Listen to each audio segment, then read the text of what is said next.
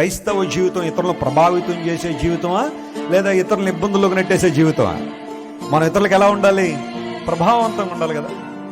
ఇతరులను ఇన్ఫ్లుయెన్స్ చేసే వారంగా ఉండాలి, ప్రభు వైపు ఆకర్షించే వారంగా ఉండాలి, దేవుని కార్యాల పట్ల ఆసక్తి కలిగిన వారంగా ఉండాలి. మనం పాడితే 10 మందికి పాడాలి అన్న ప్రభావితం కలగాలి.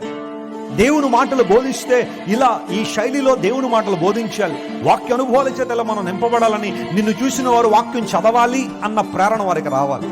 నువ్వు సాక్ష్యం చెబితే, నేను సాక్ష్యం చెప్పనని జీవితంలో అన్నవాడు కూడా నువ్వు చెప్పిన విధానానికి వారు కూడా వచ్చి నిలబడి సాక్ష్యం చెప్పగలగాలి.